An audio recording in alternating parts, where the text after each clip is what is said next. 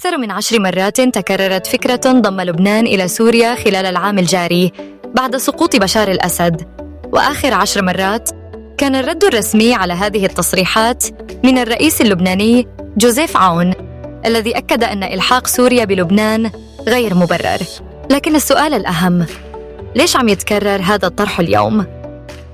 الحقيقة أن الفكرة ليست جديدة، وسبق أن طرحتها بعض التيارات القومية في لبنان، مستندة إلى حقيقة تاريخية مفدها أن لبنان كان جزءاً من سوريا الكبرى أو بلاد الشام قبل اتفاقية سايكس-بيكو سنة 1916، وتأسيس دولة لبنان الكبير سنة 1920.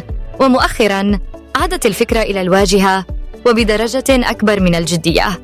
أبرز من تناولها كان المبعوث الأمريكي إلى سوريا توماس باراك، الذي صرح لصحيفة ذا ناشونال خلال حديثه عن سحب سلاح حزب الله قائلاً إن لبنان قد يرجع إلى بلاد الشام إذا لم تنفذ إصلاحات حقيقية. لبنان اليوم مجرد كذبة تاريخية. ولم يتوقف الأمر عند هذا الحد، فالطرح أخذ منحى مختلف هذه المرة بلمسة إسرائيلية.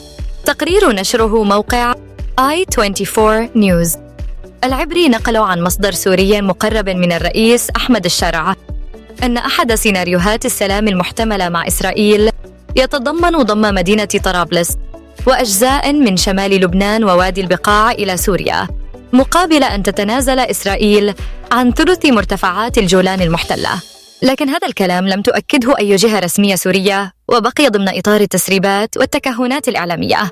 أما الردود الرسمية في البلدين فكانت مغايرة تماماً. في لبنان رفض المسؤولون وعلى رأسهم الرئيس جوزيف عون الفكرة جملة وتفصيلاً، مؤكدين أن السيادة اللبنانية خط أحمر.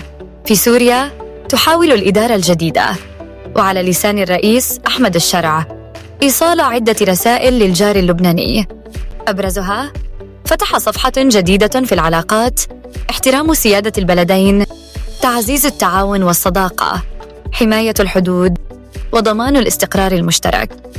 الخلاصة، رغم الضجة الإعلامية والتسريبات المختلفة، لا يوجد أي مشروع رسمي لضم لبنان إلى سوريا، وكل ما يتداول اليوم يظل جزءاً من التكهنات والتحليلات السياسية، بينما تركز الدولتان على تطوير علاقاتهما بطريقة تحترم السيادة وتعزز التعاون والاستقرار.